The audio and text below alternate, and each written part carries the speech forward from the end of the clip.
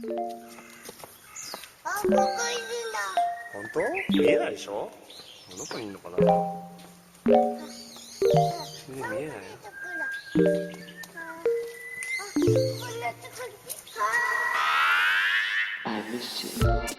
What's good, Internet? It's Austin Walker coming to you live. I didn't say Waypoint Radio. I'm gonna start over again. What is happening today? No, Has been a no, bad you day. just have to live. You just have to live with that No. terrible intro, Austin. No. And also, we're not coming to you live. We're not. No It's not way are we. live. It's not like not in any way. Like not even in the hypothetical. Like because we're spoilers. We're recording this on a Monday and it's going up on a Friday. It's all wrong. Also, I'm clipping a little bit. My mic volume went up somehow. I'm gonna bring it down a little bit. 1 second. There we go. Man. That sounds more like that's better. Somewhere in there. Okay. This is a great Monday. We're off to a really wonderful start. Oh boy! Welcome to Waypoint Radio. This is Austin. It's Patrick. It's Danielle. It's us. It's your faves. We're here. And if you're listening to this, it's at least November 25th, Friday, November 25th, unless you're Tim, our podcast engineer, which hopefully you're listening to it before November 25th. Otherwise, Monday has gone off the rails even more than we expected. Oh boy, sure has. So today, because we're not in the office, we have Friday off today. It's Black Friday, the America's national holiday. We have off for yesterday for Thanksgiving. We have off today, and so we're putting this one in the can a little bit early. So it's not going to be a traditional like, hey, what's happening in the world? What have you been playing? Let's talk about the things in the world, politics. Instead, we're just going to get through this question bucket. Like I'm determined to dig through this bucket and get that good stuff. Get those good questions. We're gonna get sloppy Going today. deep It's into gonna that be bucket. all over my hands. Oh my God, gross. So I think my actual plan is I want to take one from the top and one from the bottom. Okay, all right. So, and then we're just going to alternate for an hour. And we're going to get through some good questions. I don't know what some of these questions are. Like, I know the questions that are in the bucket. Maybe they're good. Maybe they're bad. They're good. Welcome to Waypoint Radio. It's democracy. I think you should put on some gloves. This is what we always talk about in should get- EMS. You have to That's do a your good BSI, point. your scene safety, put on your Yes. gloves, get ready. So, do you want to start at the top or the bottom first? Let's start at the top. Let's go So my most top- recent and then go right from the bottom. All right, so let's start with the most recent one then. Yeah. And then we're gonna go deep into the bottom. Deep into the bottom. All right, so this comes in from Keenan from British Columbia, who says, hey, first off, thanks for doing all that you do. Waypoint Radio is a welcome shot of semi-serious discussion that always interests and excites. Keep on keeping on. Thank you so much, Keenan, for that. Thank you. They then go on to say, I'd like to ask a question about writing, specifically about finding your voice in a space overflowing. Lately, I've found myself craving writing about games as a creative outlet. Now, before you roll your eyes in anticipation for yet another how do I become a games journalist question, I want to stress that my writing is strictly intended for an audience of one, myself.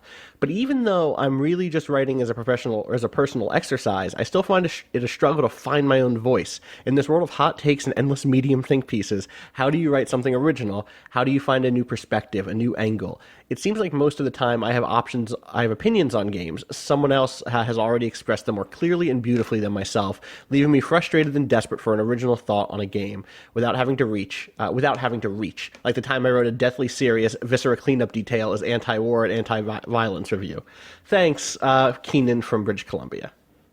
And then at the end, Keenan says, Austin Western University has nothing on Ryerson's step to me. I'm not going to defend Western. I'll defend the Faculty of Information and Media Studies, like shout outs to FIMS, but I'm not going to defend Western University in general. So yeah, Ryerson's dope. Anyway, how do you find a voice if you're a writer?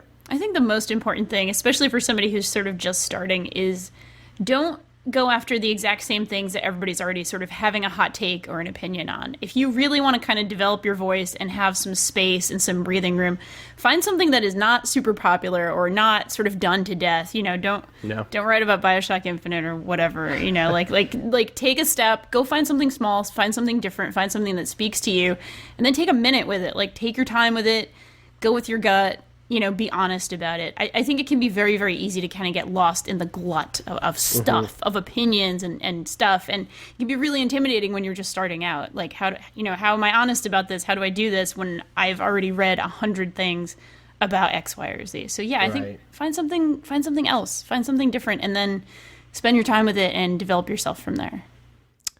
I would actually take, in some ways, a contrarian advice in that sometimes writing the obvious stuff is also hard, and doing that is not necessarily beating yourself up because you don't have an original idea doesn't mean you don't have something original to say. And sometimes writing, riffing on the same idea, maybe you'll come up with something in the process of doing that. And also, the only way to come up with the original idea is to write way too much, way too often. A lot, yes. Like yes. you're going to write a ton of bad takes or mediocre takes or whatever, however you want to delineate that. When the advice I always give to people is just write. Yes. Focusing too much on the angle, on originality, like all that stuff will come and will flow out of the fact that you write a lot, and then you'll just naturally start to develop an instinct for things like if that ends up being something that you grow a skill for, that will come naturally from just writing way too much. Yeah, you'll find yourself like, and for me, when I look back at the stuff I write, like I always go through this period of like, I hate everything I write, or I hated this thing I wrote, and then like with a little bit of distance, you're like, oh, actually, I'm coming to understand when I'm having a really good day writing versus when I'm having a really bad day writing. You can start to develop a sort of ability to evaluate yourself honestly, and then you get those moments that Patrick is talking about, which is like, oh shit, like I'm onto something. Like this is a thing. Oh man, this is a good one. Like I can run with this a little bit. But you really do only get that if you push yourself to actually write. I spent years like, when I was like in my late teens, early 20s, wishing I was a writer. And then it took me a long time to like, oh, the way I do that is by writing. Like, and I'm not going to be happy with everything I write, but I need to just keep doing it and keep doing it and keep doing it. The other thing I really do advise is if you're trying to just like work those muscles, write things differently. Like literally give yourself some. It sounds like Keenan's doing this as like an exercise almost. Like he wants to, or they want to strengthen their writing muscles. So like. Give yourself a 400 word limit. Give yourself a 2,000 word limit. Make yourself write something really long form. Play games that have nothing to do with the sort of games that you like and write about them, and like try to understand why people do like those things. Do interviews, do profiles, do basic like day-to-day news reporting. Like try to, when you're building your portfolio and when you're trying to like get a handle on the skill of writing, you have to try a bunch of different stuff. Write a tech review. Like, write a review about the computer you use every day of your life and see what that's like, because you will learn that you have an aptitude and an interest in different parts of writing. I said this earlier this year, but like, I came up as like a critic who was writing big, long form things.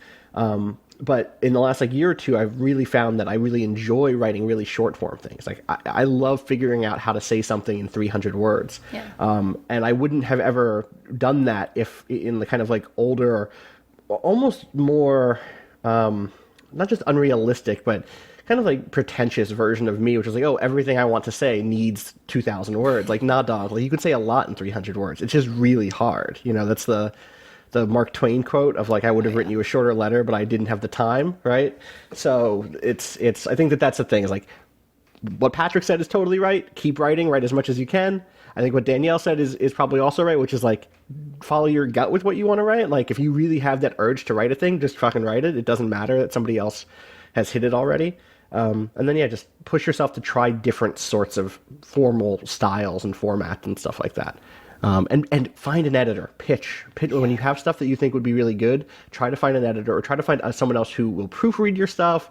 Try to find someone else who is also writing and like to get notes and ideas. Like having someone you can trust at that stage of your writing like path to give you feedback is huge. Yeah, or like post on a forum or something. Like the audience of one is probably because you're afraid that you're going to look stupid when you publish it, and the honest truth is like we all, like even folks like us who have somehow tricked other people into paying us to do this for a living, like we write lots of bad things, and like lots of bad things go through editing and become better things as a result, and really the only way you're gonna you're your own worst critic and judge, and even if it's someone who doesn't even play video games, just getting someone to look at your stuff is going to help you go to make those leaps and to identify what your strengths and weaknesses are, because you're just at some point when you've spent 3 hours or 4 hours on something, you lose all perspective on whether it's any good. Right. And I would also just say embrace bad first drafts as well. Yeah. Like don't let yourself get caught up in writer's block. If you got something to say it. It's okay if it's a piece of shit at first. Like so many wonderful things, so many great pieces of writing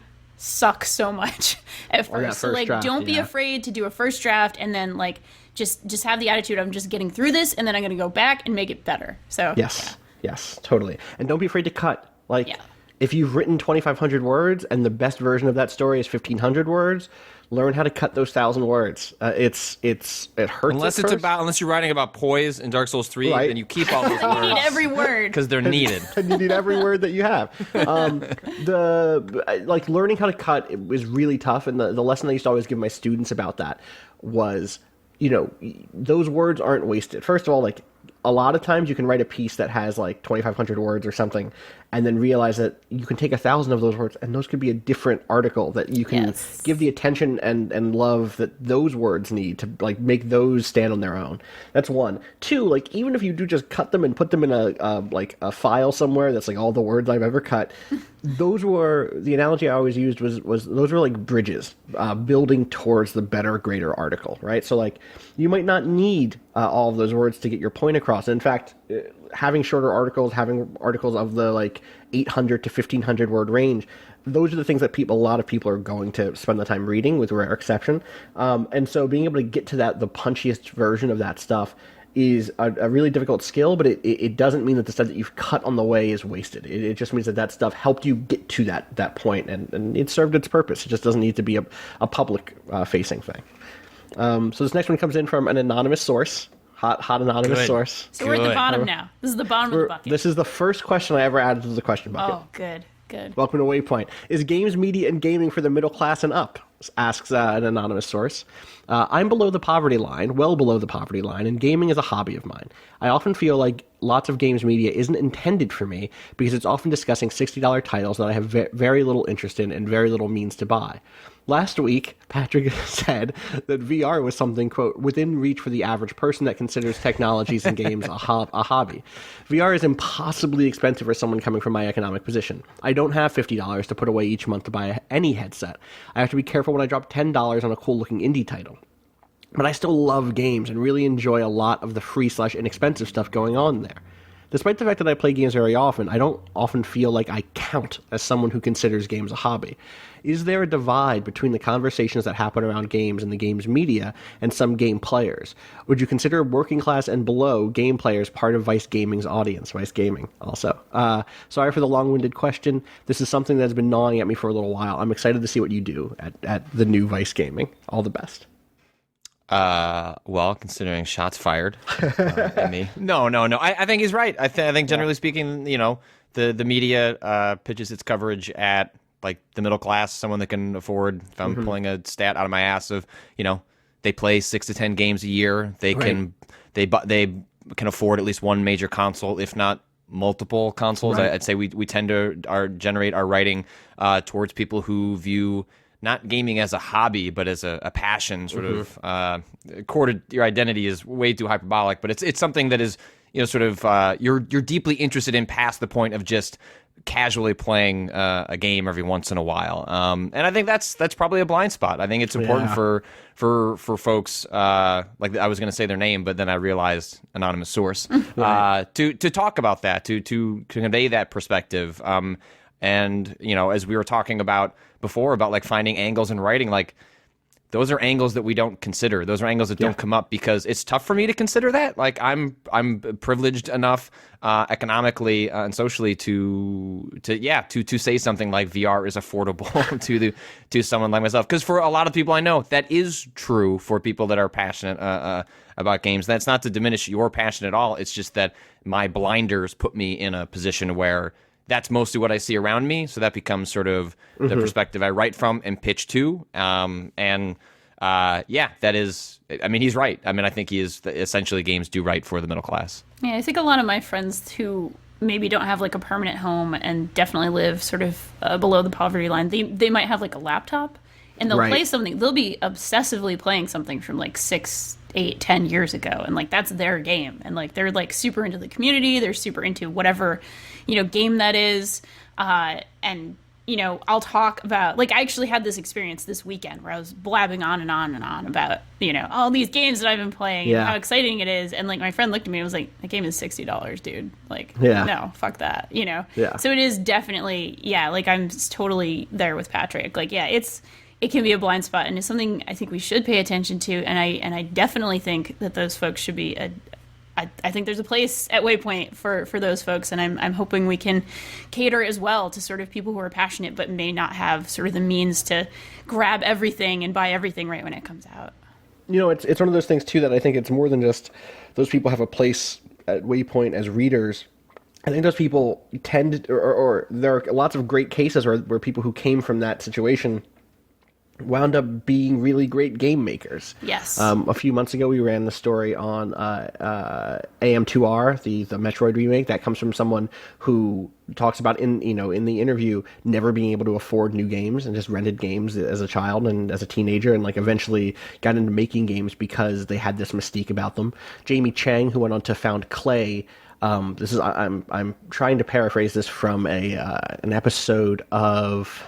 Not Tone Control. What's the other Idle Thumbs network? Oh, Designer developer Notes? interview series? Yeah. I think it's Designer Notes. Designer Notes. I think it was a Designer Notes episode where Jamie Chang was talking about growing up in I believe Hong Kong, where like official games were just way too expensive to afford, and so he bought lots of pirated games, and those would lead him to play lots of weird things he would not otherwise play. And so like he didn't know what Gundam was. He just played this weird super deformed Gundam strategy game on the NES because like that was $2 or whatever at the local pirate shop.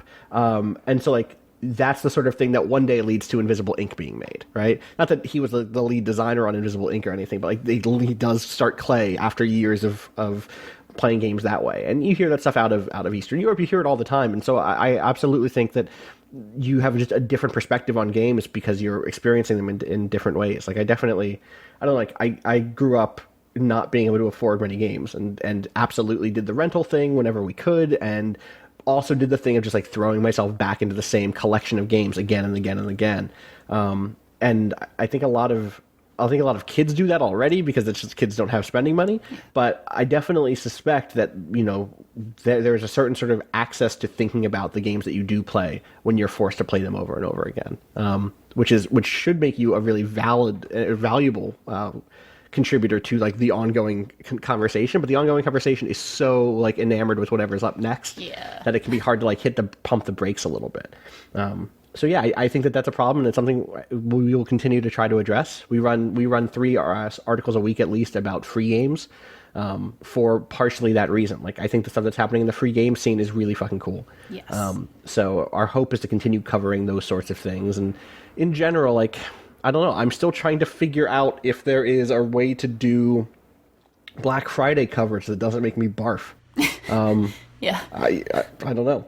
Happy Black That's the Friday. problem with all that stuff, right? Like ultimately, Waypoint, as passionate as we are, sort of what it is as an idea, it's also a business, and the business of video games is somewhat predicated on the new stuff coming out that people are interested in clicking on, and so the struggle with any website is how do you find a balance between all of those competing interests to not sell your soul in the process, feel good about the work that you're doing, but make sure that you're going to have that work to do a year from now or 2 years from now. How do we keep the platform going so that when someone writes me and says, I want to do a deep dive into, a European philosophy, The Strokes, and Dark Souls 2, I can say yes to that, even though Dark Souls 2 is 3 years old now, and who knows who Walter Benjamin is besides a handful of people. But to do that, I have to also run stories on Call of Duty. I have to and my hope is to make those stories accessible to a wider audience because they're not just about like whether or not the thing is worth your money. I guess that's our bigger strategy here. Is like we want to tell stories about games. We don't just want to tell you whether or not you should or shouldn't buy a game. You're well served, super well served by that and a billion other places. We obviously will share our thoughts about games we're playing, so we are still guilty of that. In some ways, guilty in scare quotes. But at the same time, like when we talk about a new game, I want to be able to talk about it in a way that is something to be arrived at by itself. It's I think about the article that Mike ran on Call of Duty, going to the experience and talking to the developers about how no one was excited for their game. I think that stands apart from whether or not you should buy that game. And I hope that that's something anybody can read and get enjoyment out of, or find thoughtful, find themselves thinking about stuff. even if they're not interested in buying the new game. So that's kind of our solution to that, or our attempted solution to that problem. All right, so now we're back to the top. This one comes in from Connor from Michigan, who says, I still use AIM, and it's mostly the most early mid-2000s part of my life. As an example, my username is a Homestar Runner reference. Good. They gave me their AIM name and then added, I don't think I can really dox an AIM account. You would be surprised, so I'm not going to read it out loud. Like most people, I used it for easy communication with my classmates and peers, but now I only use it to talk to someone who I consider to be one of my best friends. Oh. I live in the Midwest, and he lives on the West Coast. We met on the GameFAQs board for Metal Gear Solid: The Twin Snakes. We started chatting about MGS and eventually everything from anime to girls to anime girls. It's wonderful. It's a wonderful over a decade-long friendship, and I wouldn't trade it for anything. You might ask why we haven't moved on to another chat interface. After all, we both realized multiple times that the only other person we talk to on AIM is each other. The truth is, we've both grown so attached to our font styles that our conversations just seem too different without them. Seeing him type in anything but green Arial text on a black background would just be weird. Thanks for the podcast. It's been fantastic being able to hear you guys, not once, but twice weekly. So good. See, like, I don't, my commitment to the AIM experience is not as deep as the font. It's just that most messaging services these days let you add everything. Mm-hmm. So I just add all my accounts, and I don't even know, like, when I message, like, sometimes I'll message, like, Vinny Caravella, and I'll message him on Gtalk, but then sometimes I'll message him and it'll be on AIM because it just all mixes together and I don't know the difference. I'm gonna hit a bunch of these at once before we go back to the bottom of the bucket, because let me tell you, you got a bunch of people. There were some good stories in there. Yeah. Fiona says, I still use AIM. I even made a new AIM a few years ago when I came out as trans. That's awesome. Like, yes, awesome. This is in from Kelly. I still use AIM. This is the subject. I still use AIM, and as a games researcher, I know others who do as well. Kelly says, I graduated about a year ago with a master's in anthropology. For my thesis, I conducted a participant observation of a shifting but long-term gaming group who had been together in various configurations since about 2000. This group originally formed around a website dedicated to making custom content for StarCraft and has persisted throughout the years thanks to a weekly gaming event revolving primarily around Blizzard games. My research looked at the ways online gaming communities are formed, maintained, and sometimes dissolved. I paid special attention to the role of modern technology, including communication in-game, discussions, and contributions to content creation sites and message boards, the use of voice chat programs such as Ventrilo, and of course, instant messaging programs. What? Good. What? Yep. As it turns out, my participants primarily communicate outside games via text chat, and AIM is their client of choice. It is. They feel that it is useful for organizing games, conducting group chats, and keeping in touch with older members who are seen less frequently around the original website or current game events. That's interesting, and that, to me, ties back into this like middle class argument that came up in the first question of just like, here I am on the fucking forefront of video game enthusiast, more like enthusiast. Am I right? Enthusiast. Yes. Because I'm just like, why aren't you on Discord? That's what everybody who's buying $60 games is on. But like, if you're someone who makes StarCraft content, still StarCraft 1, like, yeah, maybe you are still on AIM. That's cool. I'm not dissing that. I'll continue the read here. Some participants suggested that AIM specifically has outlasted competing means of communication, such as the MSN Instant Messenger application or Skype, due to its basic functionality and lack of advertisements. Most importantly, players have saved years worth of contact information on their AIM accounts, and the service is known as the place to find other group members. So, while it may be tempting to mock Patrick or others for using such seemingly archaic technology, it turns out there are dozens of them. Dozens. Okay, great. Makes you feel a lot better. Whole dozens. I admit that AIM was a useful service during my research period that allowed me to conduct online interviews with people I wouldn't have been able to contact otherwise. And while I haven't been fully converted, I've insisted on using Discord during our Overwatch sessions. To this strange cult of AIM users, I do respect their logic for clinging to their ancient ways. I jest. Thank you, Kelly. I also...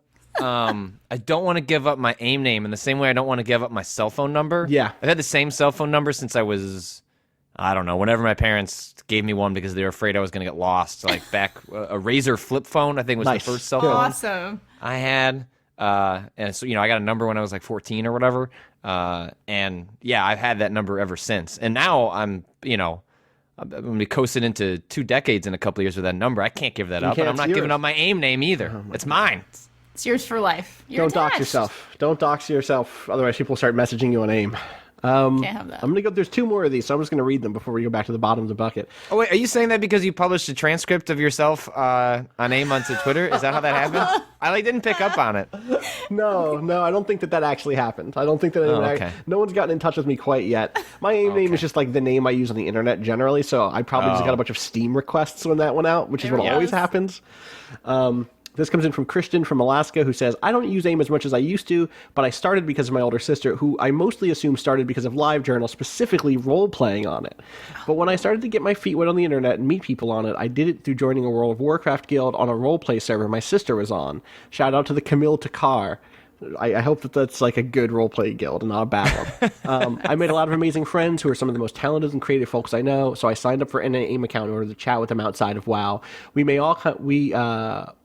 may have all kind of migrated to various other platforms in the year, but I still regard AIM with a lot of fondness because of those days. Yeah, I definitely have a fondness for it. I'm not opposed. And then this last one comes in from Erica, who says, "Hi. First of all, I love the podcast and the site. Thank you. Anyways, not only do I use AIM in this day and age, but I actually only started to use AIM relatively recently. Oh my god. As I have a couple of friends who still use AIM.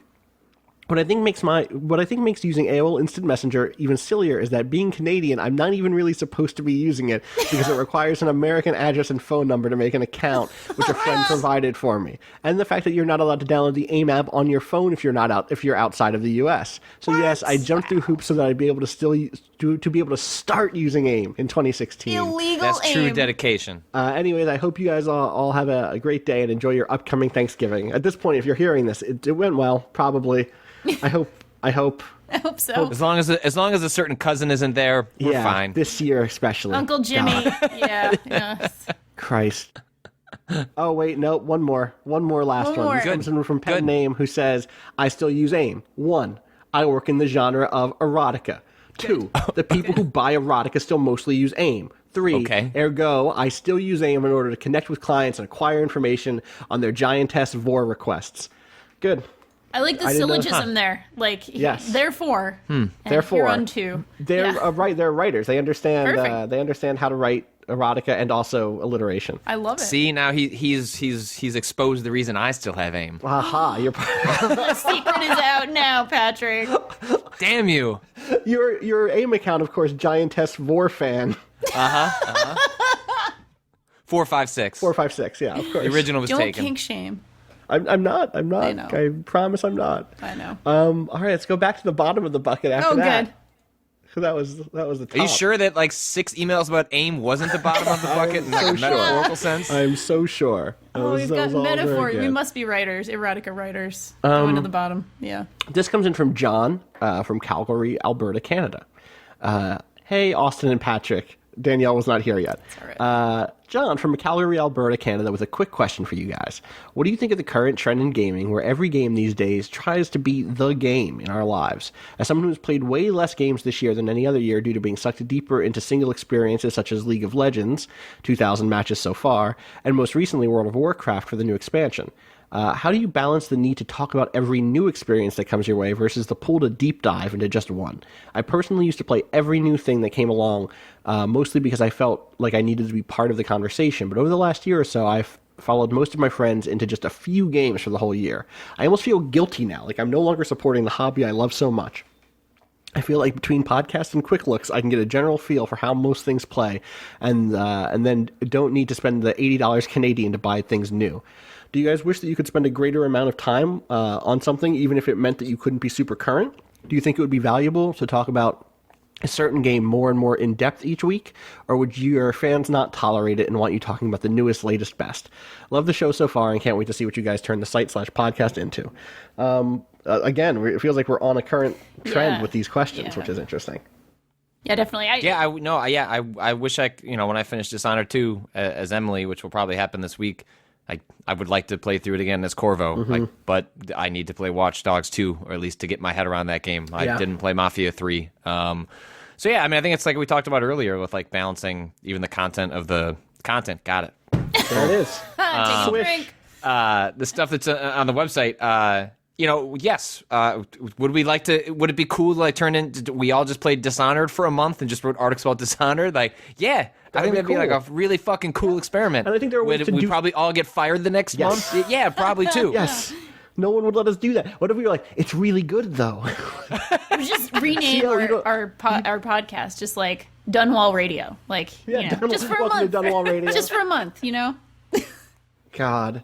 Yeah, I think I do lose some. I think we all lose something when we don't get a chance to do those deep dives. I mean, it's why like when I was at Giant Bomb, like I made Spelunky part of my work because it's like I'm not going to be able to play Spelunky for 45 hours if it's just in my free time. But if I make Spelunky's 45 hours a part of my work, then I can dive in a way that I couldn't before. But that's just really difficult to do because I think there's merit to both sides. There's merit to talking about what people are buying right now, that are playing right now, that want to hear your reactions to it, and then there's merit to doing those deep dives where you really critically understand a game on a different level. I mean, this entire subject is part of why I am so in love with very, very small games right now. Like the sort of things we play for free play, or maybe things that are a little bit bigger than that, but like the sort of the not AAA indies, the quote unquote AAA indies, but the like actually very small sort of garage game type of thing. Because I really do love having games that are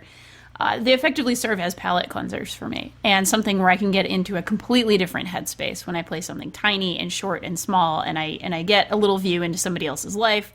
And then maybe I can go play something big again. But it's one of those things where it's like an embarrassment of riches. Like there's too many good things to play right now, which is kind of awesome in some ways. But it's been a good year. Yeah, it really has been a great year for games. There is always a frustration and a tension between, God, I love this thing and I want to play so much of it. And obviously for our jobs, we have to do a lot of tasting. We don't necessarily get to feast, we taste, as Patrick was saying. So there's always going to be that tension, but I'm also still going to be really excited that there are things of all sizes that I can at least take a bite out of. Yeah, there's stuff that I would love to just dive into completely. Like we streamed this game called Soul Trader last week. Oh yeah. My friend and our writer Jack DeKeat wrote about it for us the week before, and so I brought him on stream and we just streamed it and had a really good time. But I don't have time to like give myself to that game. Like that's a weird little like indie game that's all about like flying around space and gossiping with people and like. It's really intense and complex in the way that something like Dwarf Fortress is complex. I just don't have the 20 hours to dig into that the way I would love to. And I do think that there is something lost from that, right? Like, I guess for me, there's something lost. Like, I can't ever speak in the way I'd love to be able to speak about it. On the plus side, I feel like the thing that ends up happening and the thing that I hope we can do is that when people do give themselves to games in that way, when they do like, okay, I'm going to just play this game nonstop, they get the expertise that then they can come to us and say, hey, I really understand this thing. This is a story that is interesting to a wider audience, not only to the people who play this game, but to like this, a bigger audience will find this fascinating. I think about the Polygon ran a story on the Eggplant run of Spelunky. Spelunky. I almost said Spelunky 2, which isn't a thing as far as I know. That's what got me to play Spelunky. Right. Is it? Is that really the thing that got you to play Spelunky? Yeah, I was like, what the fuck is going on in this game? Right. That story is so good because it breaks down this really complex thing, which is called the Eggplant run, which I'm not going to even get into here. And in breaking it down, explains the depths of what that game, of what Spelunky is, and why it was so well designed, and why it's so fun and smart. And so I think that sort of writing only comes from someone who's really closely followed a game and understands it. And so I'm glad that that's out there. I am a little, it's a bummer to not be part of that anymore. Like I won't have a year where I get to put 80 hours into a game like Invisible Ink anymore. I also haven't finished Mafia 3. I haven't finished Watch Dogs. I haven't finished Dishonored yet. So I think that's just part of who we are. But at the same time, I guess maybe the devil's advocate here is what we do get is the ability to taste what the current trend is, right? Yeah. Like what's going on across games this year. Like, when you look at games like both Mafia and Watch Dogs, you have games that are talking about social issues directly instead of through the mediation of an analogy, like a fantasy analogy, right? That's interesting. I can talk to both of those at the end of the year now because I've played enough of both of them to see how they do it. I would still love to go back and finish both of those. I will probably finish Watch Dogs. I think I'm in the final act of Watch Dogs 2. So I'll probably push through on that one. That's like a big thing, I think, in our spots. Maybe you can tell me if this is true or not for both of you, but like I'll hit a point in a game where I'm like, I got this one. I can finish this one. It's going to take one long night. I'm not going to be happy tomorrow that I stayed up late, but I can do it. Like I can see the light at the end of the tunnel. So I used to do that. I no longer you have a baby. Have the option of because it's so much more dangerous now, right? So before it used to be that the worst thing that's going to happen to you is you're going to feel crappy and that you haven't had much sleep. Now this I run this knife's edge of I cut myself off at midnight these days, usually when I'm playing games, because I'm getting a sense of my daughter's sleep schedule, but sometimes she breaks that schedule. And so what has happened before is like, all right, I'm pushed through the end of this mission, like, oh, I'm so close, I want to see the end, I'm on a roll, and then it's 12:15, 12:30, and I'm laying down, my eyes, sleep is starting to come over me, like it's happening. And then I hear over the monitor, wah, wah. And I know I've got to get up. And that's at least 45 minutes of my time. And then suddenly it's 1:30. And then suddenly it's creeping to 2 o'clock. And I've made a terrible tactical error. Oh, no. Oh. That's not the way you want to live if you're trying to be rested. Yep. No. Oh, well. Too late now. Back to the top of the bucket. Here we are. This comes in from Andy, who writes, "Hey, waypointists." That's all right. Waypointists. I'm gonna blow my nose because I'm all. Oh. Good. I like it. Yeah. Right into the mic. That's a waypoint. I leaned away. Right there. That's yeah. Okay. Love the podcast and really enjoy the discussion about archiving games and gaming history in particular. As a librarian who has had to / been able to dabble in archives work, I think Austin's points about the ephemera around a game being important is spot on and has a lot of strong analogs to how legislative history, researching the history of a bill or a law, works. It's easy to compare versions of a section of a statute. When they sign it into law, at least in my state, they include a version with all of the changes struck through and all the additions in all caps, just like patch versions on a game. All the how and why, however, primarily comes from the ephemera.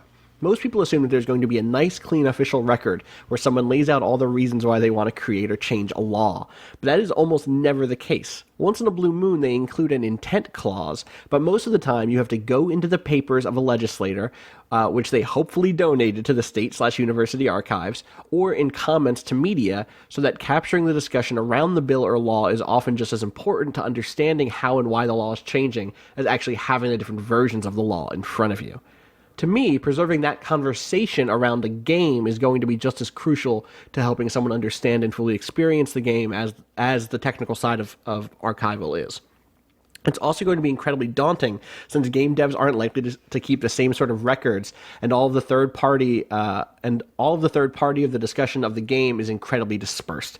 Thanks for letting me ramble. It's a bit about the weird intersection of my professional and personal lives. Keep up the great work. That's a good point. That there's lots of conversations about games that happen on Twitter or on people's Facebook walls or in the comment sections of something, or that gets leaked or not leaked, but it gets linked in a post, and then the CMS changes, and now the link is dead. And we lose a lot of that stuff, and it ends up being a thing where we end up seeing a lot of the same conversations happening over and over again already. So in 20 years, we're going to definitely see some BioShock Infinite hot takes that are not that hot, that are like, yeah, we had that talk. Yeah. Yes. For sure.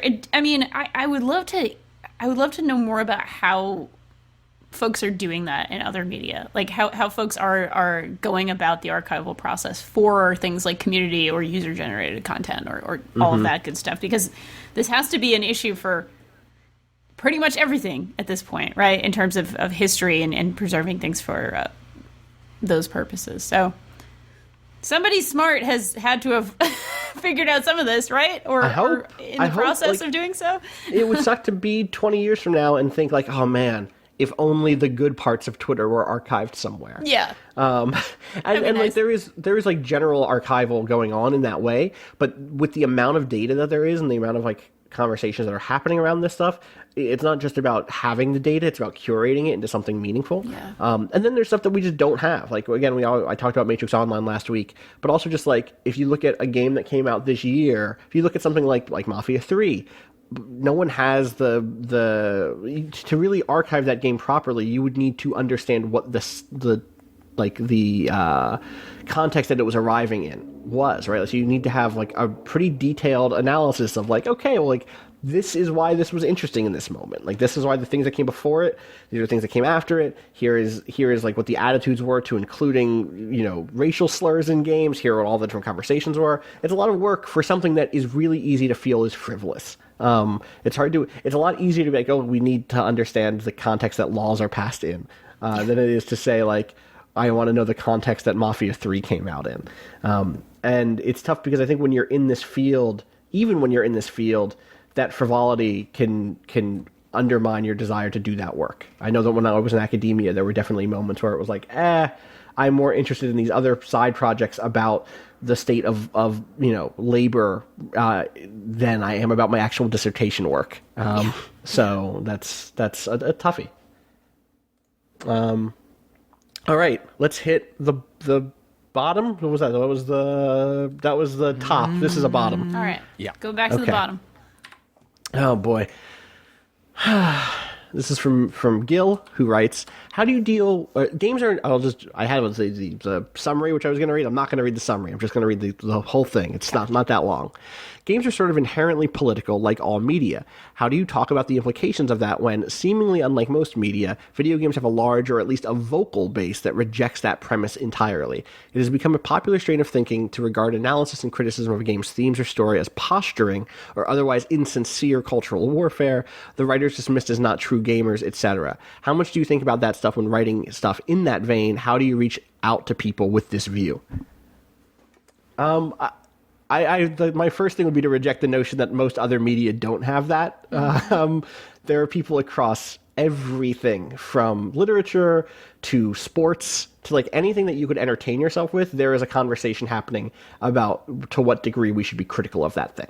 I mean, even look at this past election in which increased distrust in the media is somewhat fueled by people's in certain sections of the public saying, well, you should just report what people say and not tell us how we should feel about it. Yep.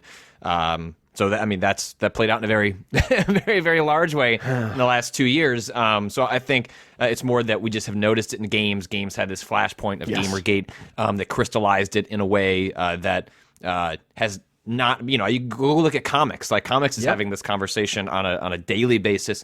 Go Google like sexy variant covers, and you'll find just like a litany of incidents in the last 12 months about these topics and how people do or don't feel about it. But I don't know. I guess I don't worry about it. I feel like the only work that I can do is the work that how I respond to it, and it's gotten me this far, and so I don't know. I don't worry too much about the contingent that wants apolitical or quote unquote objective whatever criticism reporting.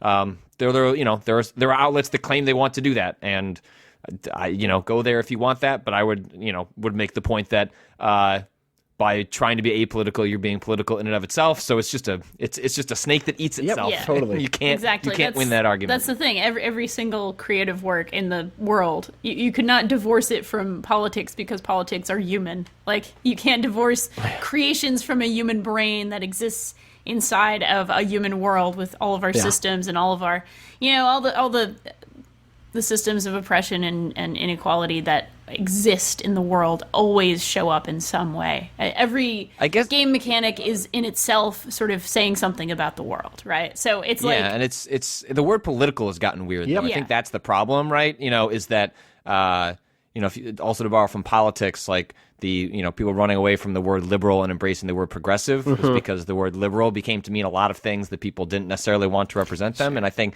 there is something to maybe be said about the word political, Right. that has become loaded in a way that as soon as you you can talk about something, but if you don't use the word political, people are going to have a different reaction than if you use the words very politics or political, because people that immediately conjures a certain set of values or attitudes. I don't think that's necessarily fair, but I think it's certain tone. yeah, but I think it's true. I think it's true that if you use the word politics, people immediately have a knee-jerk reaction that they might not have if you were just to talk about the thing and not talk about it as political. Yeah, I think Totally. That's I mean, very I think fair. that to me speaks to the question that Gil has, which is like, how do you reach people who are dismissed, who would dismiss you? And like, part of me wants to say like, fuck it.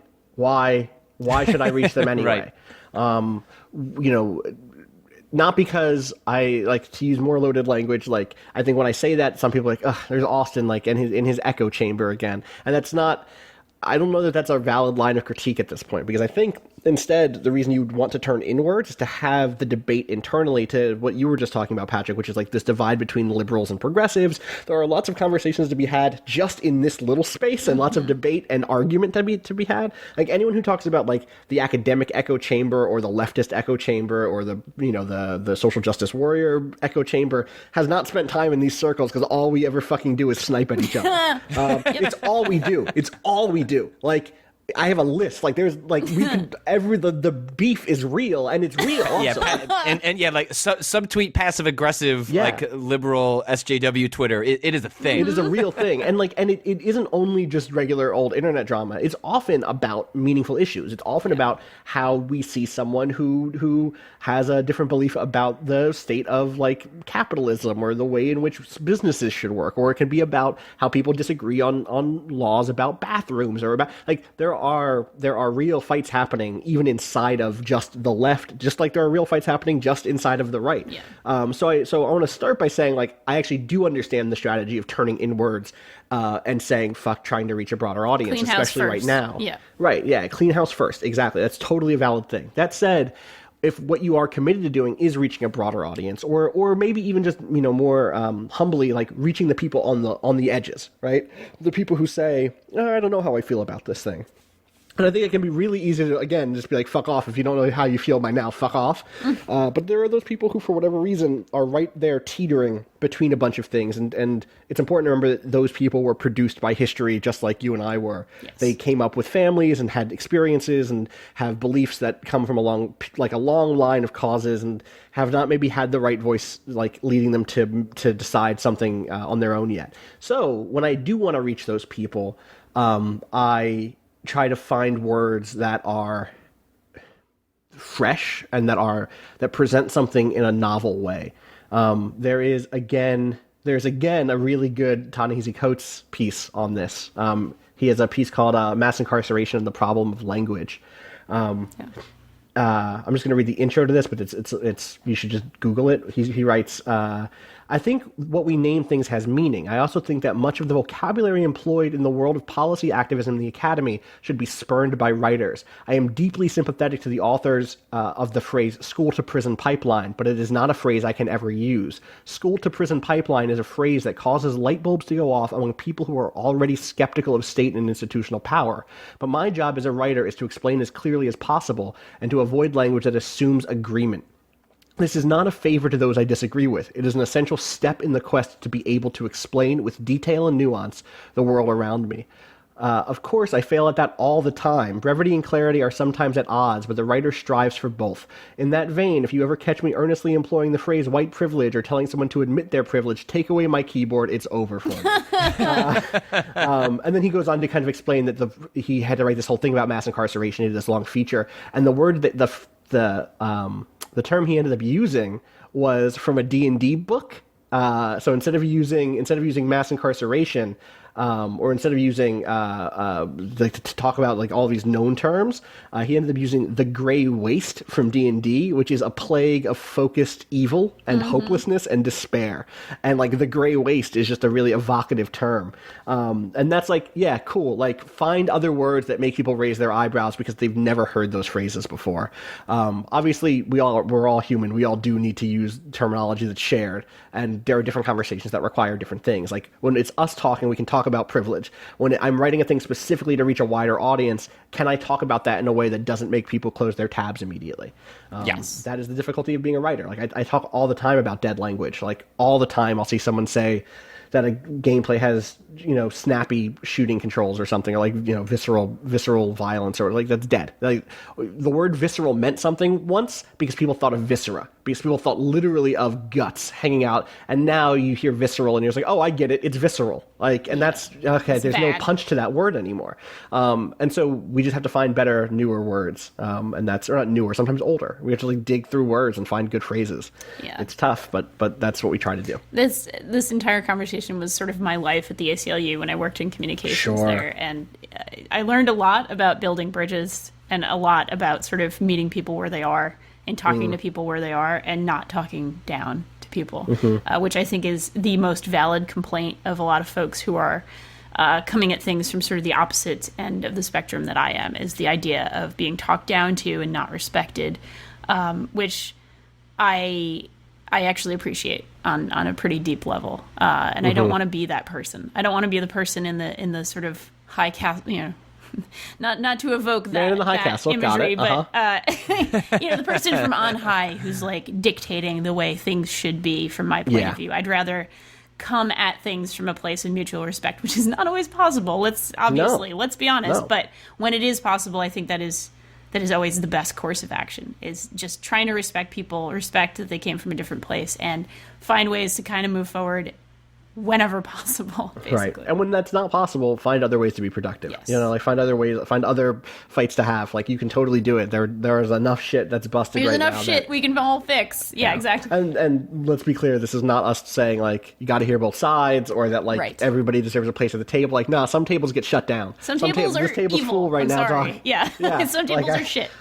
Yeah, you ain't coming to Thanksgiving. Yeah. Like, sorry. Nope. So that's totally a valid response too. It's just a matter of like, as writers, what are we trying to do Exactly. with our work? All right, so this comes in from Matthew, who says, "Hey, waypointers this time. Do I like a waypointists or waypointers better? Recently, there's been a bit of an uproar over some rendered nudity in Watch Dogs 2. Patrick, do you want to talk about that for a second to catch people up? Because I don't think we wrote about it. Yeah. So this has been patched out of the game since, but basically there was a series of actually nude character models in Watch Dogs 2. I think both of the male and female variety. But someone who had I think access to the game, it might have been early. I can't remember. It's that's moot anyway. But they took a photo of. Again, I don't know the context of like why they were taking this photo, but basically there was a woman on the ground, her legs were spread, and he took a photo of that, an in-game photo, and shared it to Twitter or wherever. But the character model had like a fully rendered vagina. That's the word. Not just. That's it. So that was shared on Twitter or wherever, and then this person was banned from PSN, and then when they went to NeoGAF, sort of the popular video game message board, their ban was upped from a week to a month. Oh, I didn't know that part. Weird. Yeah, That's which wild. Yeah. was like, because this whole and what is happening with the content and the content getting patched out, definitely like an interesting issue. My ire was more raised at the fact that a company banned someone from their service for a month for talking about something that was publicly included in a Yeah, game that's that shipped. wacky. That's I have a fucked. huge problem with that. And Sony never gave me a response. I followed up multiple times, and they just basically said, we're not going to talk about it. But it really, the ban got reversed. That person now has access to their account again. Okay. But anyway, so that content or that model has since been patched out of the game and is no longer in it. Although I'm sure there will be a PC mod that lets you Of course, put it back in. of course. So I'll continue this email. Recently, there's been an uproar raised over some rendered nudity in Watch Dogs 2, and it raised a question in my mind that I figured would benefit from your insight. Correct me if I'm wrong, but I don't think that video games as a medium generally use nudity in an effective way that assists storytelling. What I mean by effective is something like using nudity to induce certain emotions in a powerful way, such as what we see in film. For instance, a naked character in a jail cell could induce sympathy in the audience. Nudity in a sex scene can make the scene feel more erotic, and in horror movies, the audience can feel more uncomfortable comfortable with nudity in certain situations. I'm not saying that all films do this, but the better ones arguably use nudity as an effective storytelling tool. In contrast, video games appear to generally want to use nudity as background dressing. For example, rendering crotchless panties on a Watch Dogs 2 NPC that you can murder at will isn't really using nudity for anything more than a punchline. The only counter-arguments in video game industry I can think of is the Metal Gear Solid series, specifically the torture sequences in MGS 1 and 2. These sequences strip the player literally of all their weapons, gadgets, and disguises and truly leave the player feeling helpless. Showing Snake or Raiden nude in those sequences greatly amplifies the sense of danger and helplessness, thereby using nudity as an effective tool. With all that said, my question is this. Do you think that rendering nudity on NPCs, like in Watch Dogs, where the nudity serves little to no purpose, is a bad thing? Should we hold video games to a higher standard of this type of thing? Best, Matthew. Thoughts?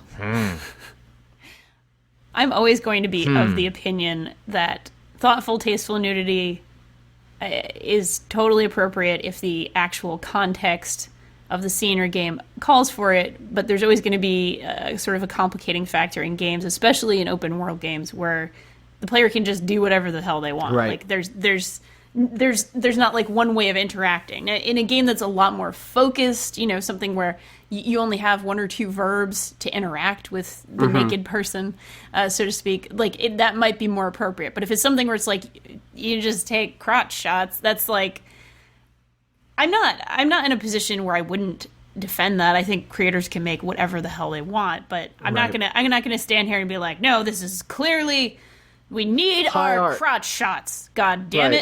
it, Right. So it's just sort of something where I think it just hasn't necessarily been used in great ways yet. But I do think there are certainly contexts where it would be very appropriate and totally fine to use that. Yeah, I think the context in Watch Dogs was that it was a group of like nudists, basically. Okay, like which is definitely something in San Francisco. I mean, there was even Totally. a case I worked on once, Right. for that. That's- Yeah, if you've gone to Folsom Street Yeah. Fair, then Right, like Exactly. that's the thing that they're. I think it's just like, oh, this is color for what San Francisco looks like. Sure. But that's like also not necessarily. This is not me weighing in one way or the other here. This is just me saying that isn't necessarily like well, that's it, end of conversation. Because you know what else there is in San Francisco that isn't in Watch Dogs 2? Children. Like there are no children in open world games ever because like that's the line too far. You sure. can't just run children over or shoot them in games. People won't go that far most of the time. I think Fallout 2 had kids, and like the Fallout games tend to have kids, but like most of them are invincible. Right. In 3 and 4, not in. although 2. I would point people towards Patricia Hernandez did Right. a really great feature for Kotaku talking to the people who mod the ability to Yes. kill kids in Fallout, which is more complicated than that than it Yes, sounds like yes. in saying that, Yes. or how dark it can sound in that pitch. But one thing I wonder about, and this came to mind because I saw a quote from Game Informer. They just had the new Mass Effect on their cover story, and they have this really awesome feature they do with a lot of their cover stories where they ask like 100 questions really quickly of a developer, like it's in rapid fire, and they either respond very quickly or it's a short line about it. And they asked something along the lines of like, "Is it weird to create the sex scenes for your game?" and his response was, "Yeah, it's like incredibly uncomfortable." And it makes one thing I think about is the process of creating and portraying sex in a video game is far different than the amount of effort and work that is put into portraying it in a film, in a book. Like the idea that you would have to spend weeks animating, texturing, and rigging like Yeah. a You gotta sex have scene. Like I penis wonder physics, if basically they have like, to I wonder work. if like and I wonder if some of that actually like is part of the hesitation in games is like it's that's an oversimplification, but I wonder if there is some part of it where like the literal complexity and weirdness of putting sex into games ends up getting developers to not go that route. So I think that reflects. I don't know that reflects the technical limitations or the technical workflow necessarily, so much as it does. And this is, again, just off the dome. I don't have stats to back this up, but reflects a history of not training to do that. Yes. There are people who turn out like source filmmaker porn like no big deal all the time. Like, Yeah. Again, Patricia's written about that. Yes. A lot of people have written about that stuff. Fucking contract those people. No, maybe not those people, but contract people who are interested in that stuff. contract right? Robert Yang. Is Contract like, Robert this Yang. This whole conversation we're having, I'm like, oh, I can't think of. And now, of course, I'm thinking of it right now. Robert Yang has made a variety of games that feature Right. male nudity. He's a gay dude, and he thinks of his games. He said this in interviews. Also with Patricia Hernandez, you know, we just keep talking about her. Shout out to Patricia. Great, she's great. She's awesome. I like her a lot. It turns out. But he's said in interviews, you know, like he feels like it's very politically important to make games that are so gay and that like go after these ideas that are very, you know, taboo, like having dicks in video games and like games about dicks. He made a game called Cobra Club that was about taking dick selfies. Like that was the game. And like there's actually a lot of thought that goes into it. There's a lot of thoughtfulness that goes into that. And yeah, I'm like sitting here like, well, games doing this poorly. And I'm like, actually there is a creator who's doing this now. So yeah, sorry, I went off on a tangent there, but yeah. No, totally. I think that that's an important distinction. It's like, oh, is this a thing that isn't happening? Like, if you've been trained in the current gaming like marketplace, if you're someone who goes through AAA studios and who's gone up that path, you probably know a lot about making cinematic, like dramatic confrontations between the protagonist and an antagonist. If that's your job, is to like do those sorts of things. But then, like, sexiness is not in that wheelhouse. Like, sexiness, or there's like some overlap there. I'm certain there's lots of really good Saren Commander Shepard fic out there. But like, and so like the tension and stuff is totally there, I'm sure. Yeah. But like, sorry, I'm thinking about my favorite thing in any of the Mass Effect games, which is in the Mass Effect 2 DLC when Shepard goes into the basement, the Kasumi DLC, and sees a statue of Saren, and they lock eyes. And that scene, like, or they don't lock eyes, he just sees, or Shepard sees Saren there. That scene means something completely different if they'd hooked up previously. That's like a much more sad scene. But so there is some overlap there. And I think you actually see it in some of the sexier scenes in Dragon Age Inquisition, where like I think they actually get some of that stuff really right. But, you know, for me, it's like find the people who actually do find that fun and interesting to do right and push them to do really well at it. Like I think about there's an animator who used to make hentai games who went on to work on like the Skullgirls games. Oh, yeah. Obviously, those games aren't like porn games, but I'm sure there's an overlap in skill set of just like, oh yeah, I learned how to do really fluid animation here, like really interesting cartoon characters. So I don't know. This kind of gets back to the original question, which is like, I think there's totally a place in games for straight up porn. Just make your fucking, be honest about it. It's 2016. Totally. You know, be honest about your horny. Just be honest about your horny. Make your porn. Follow your bliss. Wow. Well, at least we know the name of the podcast. That's like, I think that it's just like, it's the thing is that, like, once you're honest about it, then you can be held accountable for it in terms of quality, right? Like when it's just like weird, shitty games that everyone makes fun of on Twitter because like, oh wow, they made a boob lady run down a hallway. Like, okay, cool, like fuck off, like who cares? But the second that you're like, oh, I'm actually gonna make a sexy game, and like, oh, this game is actually gonna have sexy scenes in it, and we're gonna have nudity in it, and if we can have that conversation instead, then we can start talking about how that's done well. Like, I want GDC talks on good oral scenes. That's all I'm saying. Hell yes, good oral scenes. The GDC talk. I'm also super down. Write for that down. Yeah, it sounds fun. So yeah, I think we'll get there. But I don't think we're there yet. I think some of the Witcher stuff was actually Witcher 3 stuff specifically was actually pretty good. Yeah. For comedic stuff and for like, but not like punching down or anything. Just like Geralt left naked because he tried to make a move on a sorceress who got one over on him. Yep. You know, like that stuff is really funny and good. So yeah. That's the Nudity Corner. Welcome to the Nudity Corner of the podcast. It's also a good name. The Nudity Corner. For the podcast. Yeah. God. All right, so going back to the bottom of the bucket. Kevin from Toronto says, I'm 48 this year, and I've had video games as part of my life since the first home Pong machines came into common use. I think it's safe to say that Gen Xers like me are the first to grow up with video games, and as a result, we've seen all of the cultural shifts that have happened as gaming has matured. I'm super curious how you think the next phase in video game evolution will manifest. The perception that video games are for kids has been slowly diminishing over the past couple of decades. Excuse me. And although it's still a prevalent idea, we have seen that that range broaden as this generation ages. Will gaming culture continue to be youth-oriented, or will we see new spaces open up for older voices? As gaming becomes a thing that parents now pass down and share with their kids, I think there's an opportunity to broaden the scope and enrich the landscape of video game culture. Over the past few years, we've seen great progress in confronting sexism, racism, and homophobia in gaming, and I wonder if ageism, for a lack of a better term, is something that can or should enter into this conversation. Thanks for a great podcast, and as always, thank you both for your thoughtful insights. Good to have voices like yours in the gaming space. Thank you to Kevin. And again, this came in before Danielle was here. He wasn't just dissing Danielle. It's all right. I'm here to class it up. Always. Thank you. Thank you for classing it up. Yeah. I think this one fits right in with a lot of the conversations we're already having. My hope is that, or I think in some ways, that audience is being met more and more. Like the datification of games is a joke, but also not a joke. It's real. It's very real. Yeah. Plenty of games that like are about being a parent at this point. And so, like, I think we'll continue to see that stuff. Though I also wonder how this intersects with something like I only have X hours a week to play games.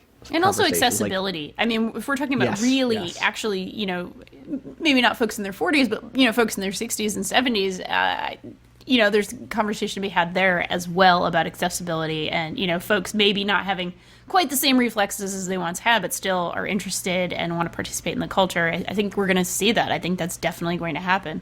I know it's been a thing in nursing homes for many, many years that, like, the guy who beat Adventure without a sword because he has all day to kind of play a game, and that's worth talking about too. So yeah, I do hope that ageism is something that we see tackled, and I want all the isms to be tackled, not just my isms. I want everybody's isms to get looked at and examined with some thoughtfulness. So.